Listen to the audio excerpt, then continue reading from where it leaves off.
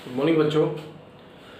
12th class हमारा lesson चल रहा है मानव में उत्सर्जन तंत्र, और इसमें हमने जो है नेफ्रॉन की संरचना पढ़ी थी इससे पहले वाले वीडियो में। और अब हम मूत्र निर्माण की क्रियाविधि पढ़ने वाले हैं, यानी किस तरह से यूरिया का निर्माण होता है और उसका शरीर से बाहर निष्कासन होता है। यानी हमारा जो आज का टॉपिक है वो है मूत्र निर्माण की क्रियाविधि।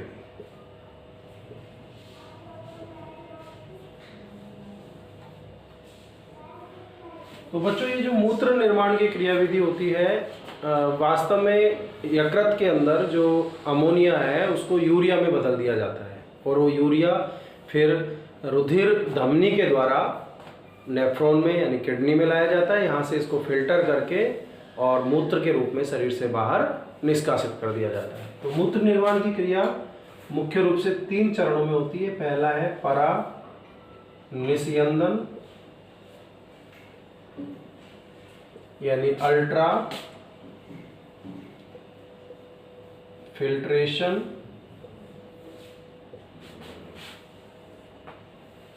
दूसरा चयनात्मक पुनः अवशोषण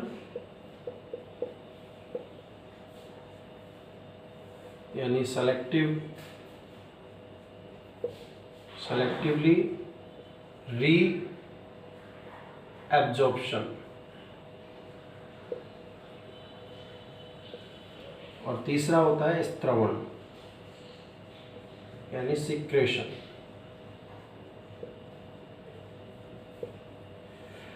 तो 3 चरणों में यहाँ पर जो मूत्र निर्माण की क्रिया संपन्न हो रही है। तो सबसे पहले हम बात कर लेते हैं परानिस्यंदन की यानी कि अल्ट्राफिल्ट्रेशन की। तो परानिस्यंदन क्या होता है? जो केशिका गुच्छ होता है, केशिका गुच्छ, जिसको हम ग्लोमेरुलस बोलते हैं, ग्लोमेरुलस, इससे अति सूक्ष्म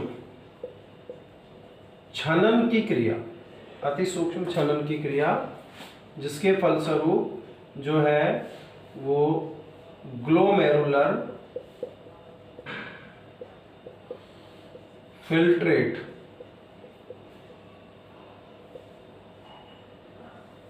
छन कर बोमन कैप्सूल में आ जाते हैं।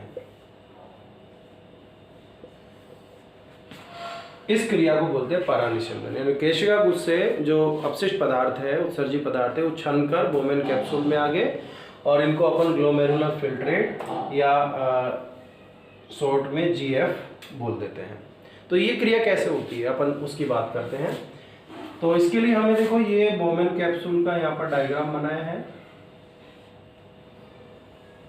ये बोमेन कैप्सूल है बच्चों। अब यहाँ से एक धमनिका अंदर प्रवेश कर रही है, ये बाहर निकल रही है। तो ये है वृक्क धमनी, वृक्क धमनी, जो कि आगे चलकर और बहुत सारी वृक्क धमनिकाओं में बदल जाती है, जिसमें से एक का हम नाम लिख रहे हैं अभिवाही धमनिका। ये अभिवाही धमनिका यहाँ बोमेन कैप्सूल में अंदर प्रवेश करके ये ग्लोमेरुलस का निर्माण कर लेती है, ग्लोमेरुलस, और ये प्यालेनुमा संरचना जो है वो बोमेन कैप्सूल है। ठीक है।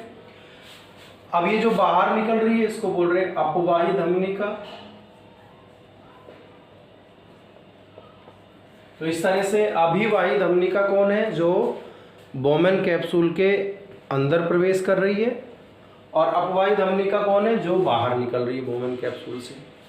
तो अगर हम माने कि जैसे सपोज करें कि ये तो हो गया बोमेन कैप्सूल, और ये अभिवाही धमनिका इसके अंदर गई, और ये अंगुलियों के रूप में इसने छोटी छोटी केशिकाएं बनाई और केशिकाएं इसके अंदर एक गुच्छा बना रही है। तो उस गुच्छे को ही हम ग्लोमेरुलस बोल रहे हैं बच्चों। अब क्या हुआ कि यहाँ पर जब ग्लोमेरुलस के अंदर ये गुच्छा बन गया बोमेन कैप्सूल के अंदर ग्लोमेरुलस का, यहाँ से छनन की क्रिया होगी और छनकर पदार्थ यहाँ बोमेन कैप्सूल में आ जाते हैं। इसी को ही ग्लोमेरुलर फिल्ट्रेट कह रहे हैं। तो ये छनन की क्रिया जो है वो विभिन्न दाबों के प्रभाव के कारण होती है और उन दाबों को हम अब यहाँ पर पढ़ने वाले हैं। तो सबसे पहली बात तो जो ये छनन की क्रिया होती है इसमें जो दाब लगता है, जो इसमें दाब लगता है जिसको बोलते हैं प्रभावी छनित्र दाब, EFP इफेक्टिव फिल्ट्रेशन प्रेशर जो टोटल है, ये कुछ पॉजिटिव यानी सकारात्मक धनात्मक और कुछ नेगेटिव जो दाब लगते हैं उनका लास्ट जो मान निकल कर आता है उसको EFP बोलते हैं। अब इसमें जो धनात्मक दाब है उसको तो बोलते हैं हम GHP। GHP का मतलब होता है ग्लोमेरुलर, या लिख देते हैं GHP बराबर ग्लोमेरुलर हाइड्रोस्टैटिक प्रेशर, ठीक है, माइनस BCOP। BCOP का मतलब होता है blood colloidal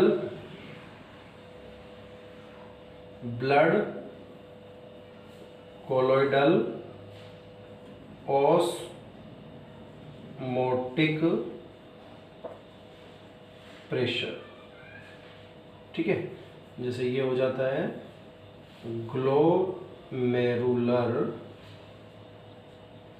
hydrostatic pressure, BCOP blood colloidal osmotic pressure. और एक होता है प्लस CHP यानी कैप्सुलर हाइड्रोस्टैटिक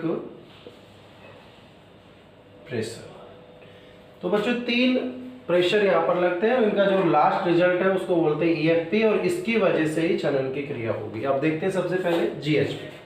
तो GHP क्या है और कब लगता है और कितना इसका मान होता है। GHP ये जो ग्लोमेरुलस है इसमें एक दाब लगता है जो इसकी वजह से पदार्थ छनकर इसके अंदर आ जाते हैं बोमेन कैप्सूल में। देखो दाब लगने के 2-3 कारण हैं। पहला कारण क्या है, अभिवाही जो धमनिका है इसका व्यास होता है ज़्यादा, इसका व्यास है कम। तो ज़्यादा तो रुधिर आ रहा है, कम जा रहा है, यानी तेजी से रुधिर आ रहा है और धीमा जा रहा है। तो बीच में जो ज़्यादा रुधिर आ रहा है कम जा रहा है, इसका मतलब जो ज़्यादा रुधिर है उसके अंदर से कुछ अपशिष्ट पदार्थ छन कर यहाँ आ जाते हैं। क्योंकि ज़्यादा रुधिर आ रहा है कम जा रहा है तो यहाँ एक दाब लगता है और उस दाब की वजह से छनन की क्रिया होती है। पहला कारण GHP लगने के पीछे है कि इसका व्यास ज़्यादा है, इसका व्यास कम है, तो इसलिए यहाँ पर दोनों के बीच में जो केशिका गुच्छ है उसमें एक दाब लगता है। दूसरा दाब लगने का कारण ये जो ग्लोमेरुलस है इसकी भित्ति यहाँ पर जो है वो बहुत ज़्यादा छिद्रित होती है, यानी कि ग्लोमेरुलस में बोमेन कैप्सूल के अंदर जो ग्लोमेरुलस की केशिकाएं हैं वो पतली भित्ति वाली होती हैं, उनमें छिद्रों की संख्या ज़्यादा होती है। ये भी कारण है कि जिनके कारण रुधिर से अपशिष्ट पदार्थ उत्सर्जित पदार्थ छनकर बोमेन कैप्सूल में आ जाते हैं, यानी यहाँ पर भी एक दाब लग रहा है और इस दाब के कारण भी छनन की क्रिया संपन्न होती है। एक तो अभिवाही धमनिका चौड़ी है, अपवाही धमनिका सक्रिय है, इस वजह से दाब लगा है। यहाँ पर छिद्रों की संख्या ज़्यादा है, ज़्यादा छिद्रित है, इसलिए दाब लगा है।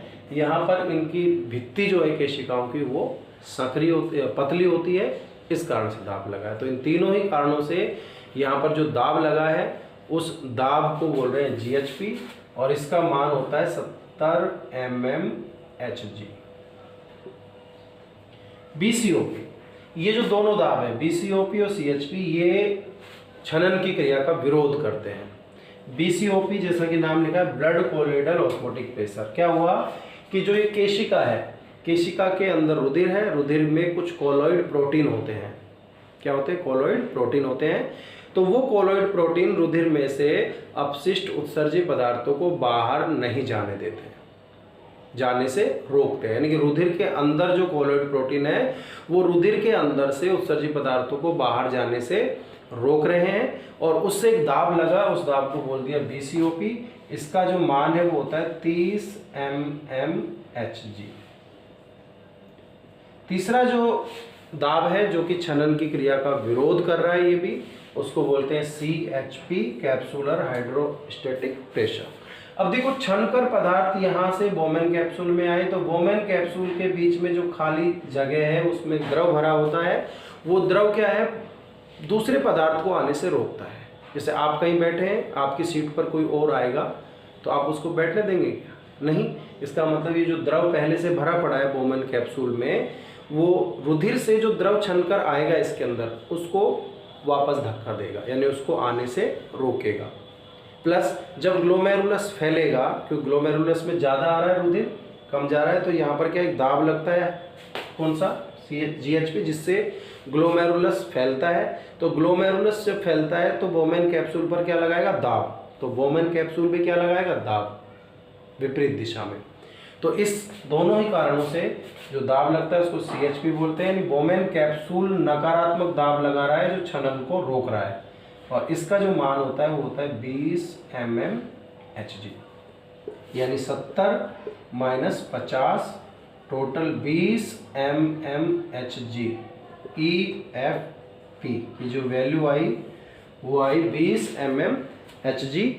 और इस 20 mmHg दाब की वजह से ही छनन की क्रिया होती है। रुधिर से उत्सर्जी पदार्थ छनकर बोमेन कैप्सूल में आ जाते हैं, और ये पहली क्रिया कंप्लीट हो गई परानिस्यन। तो बच्चों, आपको ये समझ में आया होगा। इसके बाद की जो क्रियाएं हैं वो अपन नेक्स्ट वीडियो में डिस्कस करेंगे। इसको ध्यान से पढ़ें, अच्छी तरह समझें, और नोट्स जो आपको भेजे जाते हैं उनको नोटबुक में अच्छे से साफ सुथरे उतार लें। सुरक्षित रहें और पढ़ते